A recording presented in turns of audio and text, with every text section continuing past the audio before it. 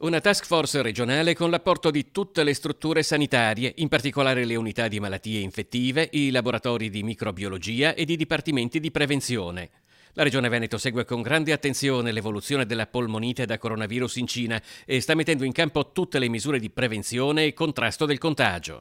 Abbiamo già dato mandato a tutte le singole aziende, ai reparti di malattie infettive, ma anche ai dipartimenti appunto di prevenzione, di munirsi. Seguiranno delle comunicazioni formali e delle circolari sui comportamenti da tenere. Verranno coinvolti tutti gli attori, quindi penso anche ai medici di medicina generale, che sono quelli che potrebbero venire in contatto con i propri pazienti. Quindi ci sarà una campagna di informazione e sensibilizzazione collettiva, ma senza fare nessun allarmismo. Nell'eventualità si dovessero presentare casi sospetti, il centro regionale di riferimento sarà nell'azienda ospedaliera di Padova. Oltre che per eventuali situazioni gravi, quest'ultima sarà anche il punto di indirizzo in Veneto per il numero verde 1500 attivato dal Ministero della Salute. Quali sono le indicazioni che vengono date alle ULSS?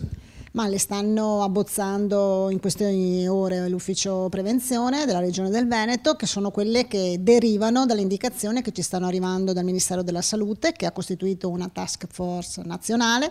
Noi faremo altrettanto a livello regionale, in modo poi da coordinare i lavori all'interno delle singole aziende sanitarie, sulle indicazioni che sono anche arrivate dall'OMS. La mobilitazione anticoronavirus in Veneto è avviata, ma dall'assessorato alla sanità si chiede anche di evitare inutili allarmismi. Sappiamo che il Veneto ha una forte vocazione turistica, per questo ci stiamo preparando per ogni eventualità, però ripeto, la situazione è sotto controllo.